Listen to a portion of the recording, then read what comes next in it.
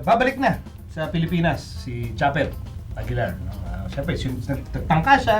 Sinubukan niya to make it to the NBA, but for the meantime, kailangan mo na niyang mag-focus sa PBA. I don't think he's giving up on the dream, but ang reality is he needs to go back. So, it's a Monday now. Mamayang gabi, darating siya. Tapos 11. Tapos nun, mag-ensayo na siya and then he'll play on Friday. Yung pagbalik ni Japet, ikaw ba sa tingin mo, Ryan, tama lang na bumalik mo na siya at paglaro mo na siya sa PBA? Para sa akin, dapat talaga kasi di ka naman natanggap dun Saan ka pa pupunta? Di dito ka na pupunta. Tsaka, kailangan i-prove niya rin yung worth niya rito Like, naglaro siya dito, hindi naman siya, like nagpunta siya Tokatex, hindi naman siya nagamit. Tapos, yun nga, para mag-request siya ng mga playing time. Siguro, it's about time na i-prove niya na yung worth niya na sa ibang coach, actually sa lahat ng basketball fan na... Sa'yo? Sa akin. Kapagkaya. Ito kasali. Kailangan prove niya sa akin. Kailangan prove sa akin ni Japet. Kailan nyo kalaban yung... Ito naman yan. Lahat na lang, ang dahil ko na nakaaway dito. Agame, fast break no? 1-on-1. Andale. Oy! Aran niya! Habol ka dito! Tatakad muna kita, di ka dito. Habol ka dito! Hindi nga, kailangan niya siguro muna maglaro dito. Para i-prove sa'yo. Para i-prove sa akin. Ikaw, Japet's coming back. Well, best situation for him. Best situation? Yeah, best situation for him. Bakit? Dahil he didn't crack the D-League lineup. Okay. Wala na nang masyadong sesweldo yun dun sa D-League. Hindi pa siya nakapasok to sa lineup. I think he was hired as a practice player for a month. And then nawala na rin yun. Ano bang gagawin mo? You're 6'9", 25, 26 years old na to si Japet sa ngayon. Sayang yung oras If you don't play now, magsisisihan mo yun. Pagka 30, 32, 35 ka na, magsisisi ka. Baka magsisi ka nun. So ulitin ko lang. So, para sa best situation for Japet is, tama talaga, umuwi na siya and play here. Yeah. Okay. How do you feel about Japet coming back? First feeling ko dyan, ang bait ng Tokatex. Dahil? For them to accommodate trading Japet, that was, you knew what they traded for him. They got Raba. But then, ano yan parang nag-request yung player mo, pas pinagbigyan mo. That's the first thing. Now, Japet, Why, feeling mo, they could have, para bang, freeze kita. yeah, Pwede. easily. Teams do that actually, yeah. Like, They wouldn't be the first kung Yeah, ginawa nila. exactly. Yeah.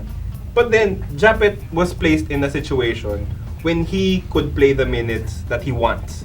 Kasi alam ng Tokatex that they can't give him, 30 minutes a game, which is what he prefers. Now, with Global Port, bukas yung bukas yung power forward position mo. So, now, tama si Ryan Now is the time to prove your true worth. To prove to Ryan. Your true worth as a basketball player. kasi nung Ateneo si Japet, pinaglaruan ni Ryan sa layup Ay, sus, ako tandang-tanda ko yung laro talaga na yun. Yung ginanon ni Ryan, pinig dito, pinig ganyan. Tapos si Japet, papayungan na dukot pag gano'n ni Tapos gumanon ba si Ryan? Tapos si Ryan, ngiti, nakita ko yun, ngitian si Japet ganun yun. I guess siguro parang mixture siya. Parang mixed emotions kasi syempre nalulungkot ka para kay Japet dahil hindi natupad yung pangarap niya. I think people should give him credit for trying. Yeah. Diba? Hindi biro yun. Lakas sa loob din yun para subukan niya, di ba?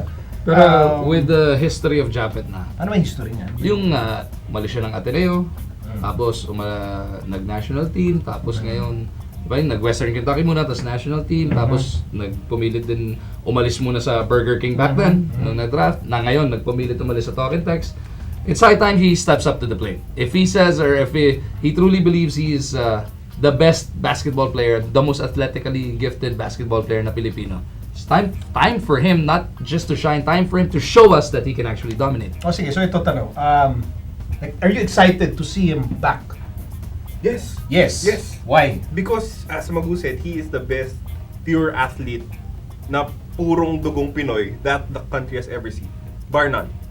Really? Bar none. Yeah, kasi Pure athleticism. At 6'9" yung footwork niya, Bilis. makukuha mo sa ibang players yung Sa footwork bagay, niya, makukuha mo I sa mean, ibang he has players to yung be- height niya, pero yung combination nun, di ba? He has to be the fastest 6'9", I mean, ever. Yep. Diba? Na ganun ka, parang giraffe no?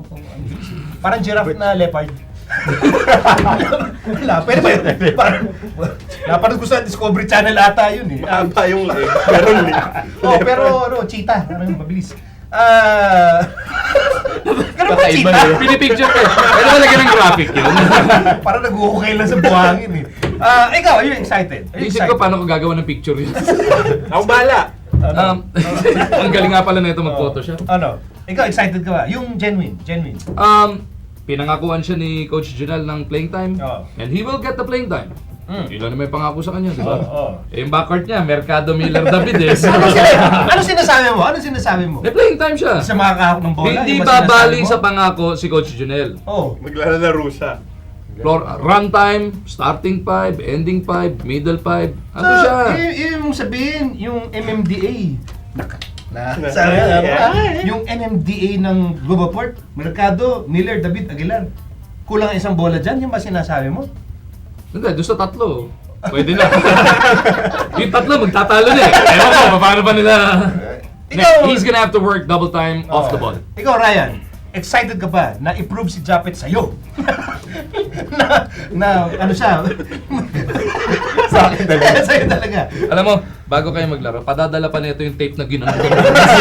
Papakita. Idadagdag pa yun. Hindi ikaw, as a fellow basketball player, ikaw ba ay na-excite para sa kanya na, yan, ito na yung chance mo, Japet. Oo naman. Siyempre, excited kasi at least makakalaban na ulit namin siya. Kasi iba pa rin yung feeling na maglalaro ka sa court, tapos makakalaban mo yung isang player na mas parang, hindi naman pas ahead. Parang galing kasi sa, yun nga, nag-try sa D-League, di ba? Yun yung Tsaka nag-USNCAA. Yeah, Yun, Oo. ano, we also wanna see kung ano yung nakuha niya. Hindi, tanggalin mo na yung NC, bangko din naman siya doon eh. Doon sa D-League, Grabe naman to. Injured siya nun. Ano ka ba? 1.4 points, one rebound a game, Injured si di ba? Japet nun. Ikaw naman. eh pero kung ano yung napulot niya the last few months, di ba? Yun, gusto mo rin makakalaban. Oh, tsaka gusto mo rin makita kung ano yung yun nga, sinasabi mo, natutunan niya doon. Na-improve. Na ilalaro niya rito. di ba?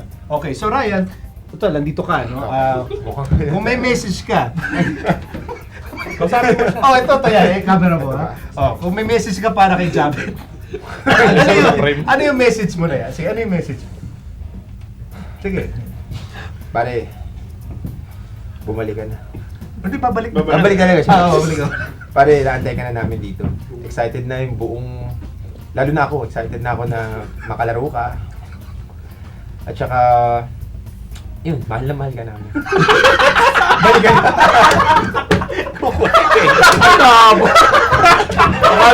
Akala ko, mabanat pa ng bolt Akala ko tsaka naman, Jay. akala ko.